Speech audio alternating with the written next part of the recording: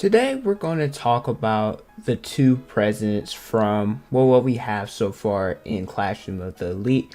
We are going to see which one is the better president. So year one we have Manabu, and year two we have, I don't actually know his full name, so we're going to just say Nagumo. And then year three it's probably going to be either Suzune, or Ichinose, I'd guess if I was a betting person. But the reason why we're going to talk about these two is because they are very influential in the story. They clash a lot. And I want to talk about their ideals and how they view the school.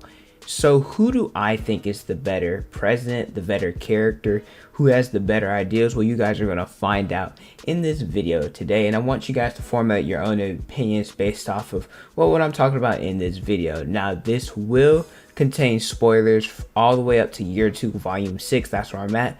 And I know some people are going to be like, oh, well, if you're that far, where's 4 through 6? Where are those chapter reviews or book reviews, right?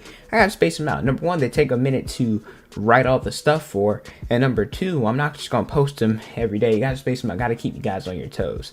But if you guys enjoy regular Classroom Elite videos and anime content in general, make sure you guys like the video, subscribe to the channel, and hit the notification bell so you guys never miss out on a new one. With that away, my name is Potential Leash, and let's see who's the better president. Is it Manabu or Nagumo? The first thing that I want to address is the school environment, especially in the advanced nurture high school, whatever it's called, compared to like real life. I feel like that this school does a better job of preparing students for the real world and what society is going to throw at him.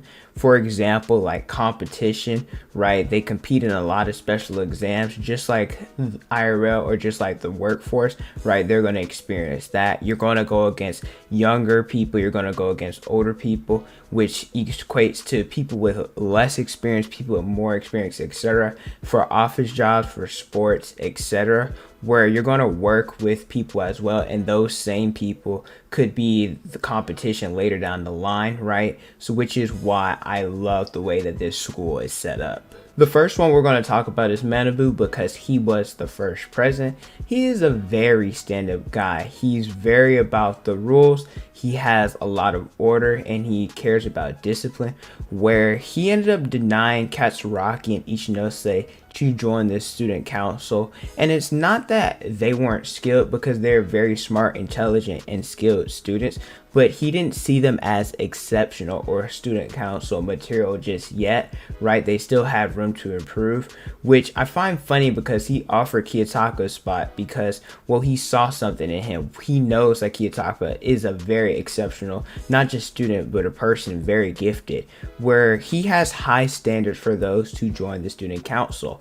Where I want to put, if like he's offering, we all know Kiyotaka is like on, if we were to give it a tier list, Kiyotaka is like SS tier above everybody, right? But if you were to give me some characters based off of, I guess you could say, physical ability, intelligence, not necessarily people skills, but just like how exceptionally talented they are, I would put, like I said, Kiyotaka on that SS tier. Then people who I would think that I guess Manabu would allow to join, I would say probably like people on the level of Saki and Naki, on Kiruin and Koenji's level. I would put them as like S because of how good they are. And then right below them on A tier, I would have people like Ruin, Ichinose, and Harikta, because like I said, it's not that they're bad. Like I said, they are really good students, but those people above them are just a cut above the rest. I do want to mention that Manabu does believe in individual ability a bit, right? Not as much as Nagumo, but he still does, right? There's the scene with his sister where he wants her to carve her own path and not follow behind in his footsteps, because he believes that she's someone that can even surpass him. And Manabu is one of the most exceptional students, I guess you could say, in history that we know of, right? And he also, there was a great scene I like where he talked about how she shouldn't confused independence with isolation, how she thought doing everything by herself, being all alone, is how she was able to survive, or how you're supposed to survive. But that's not necessarily the case.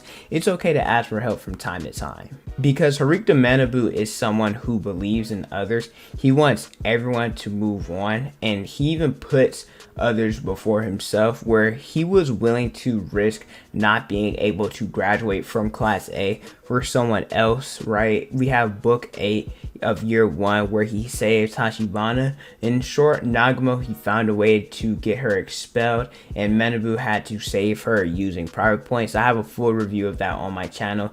I'll leave the link in the description, right? But this shows how much of a caring person he is, especially towards others. He believes in cooperation, and asking for help is just as important as doing stuff on your own.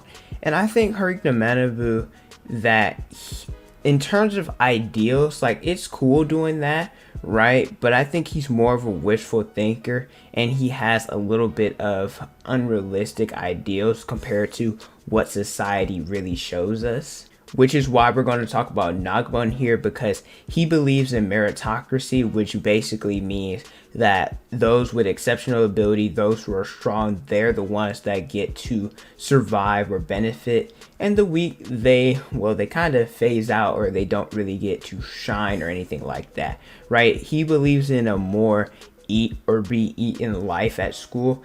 To an extent, that's actually how society is, right? Not necessarily you being a good person that you're going to be rewarded for that all the time, or you're going to be able to benefit for that, because there's a lot of not so nice, or at least the way that the media portrays them, like people who are very rich and very successful. And I'm not going to like name examples, because like I said, the media only shows like what they want us to see.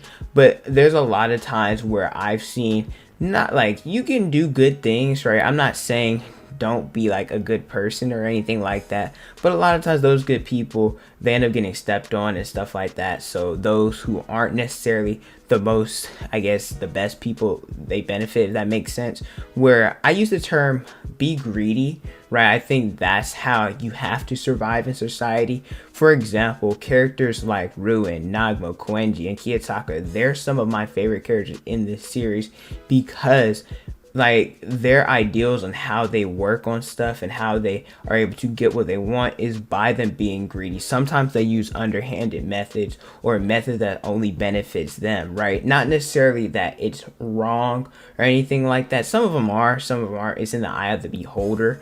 But in terms of doing it, they're successful because they're being greedy, if that makes sense, right? Those are like the best examples I can give. Now, I'm not trying to tell people to finesse people or step on other people in order to bring yourself up, but if you wonder why some of these successful people are, it's because, well, they do stuff that, and I'm just calling it how it is, right? Some people will take advantage of that, and is that a bad thing?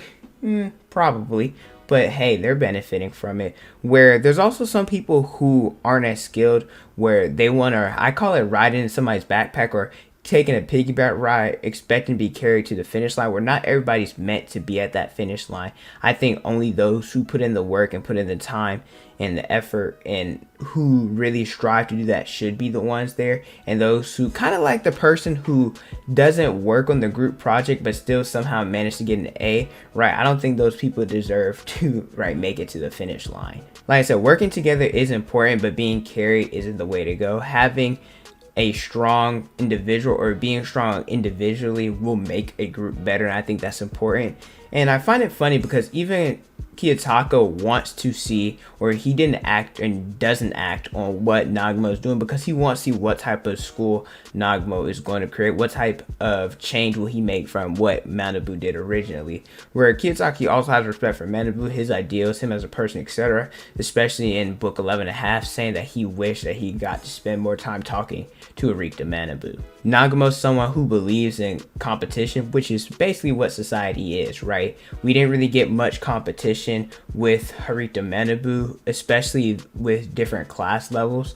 And we know Nagumo is obsessed with Manabu because he wants to be acknowledged, hence why he was jealous of Kiyotaka, because Manabu was paying a lot of attention to him and not Nagumo. Where we find out that Nagumo changed some stuff to where you have year 2, the Island Test Sports Festival, the Paper Shuffle, so that different classes can compete against each other. Like I said earlier, you always compete for jobs, money, food, right? There's always going to be people with more, less experience, people that are smarter, people who are physically stronger, people with more money, etc. So it's how you're able to deal with that in order to survive. That's really what competition is, how you can evolve, right? And I think experiencing this in a school environment at an early age better prepares people for the future. To conclude, I think both are really good presidents. Manabu believes in integrity believes in teamwork and holding people accountable, where Nagumo's more of somebody who believes in chaos and accepts that, and he has more realistic ideals.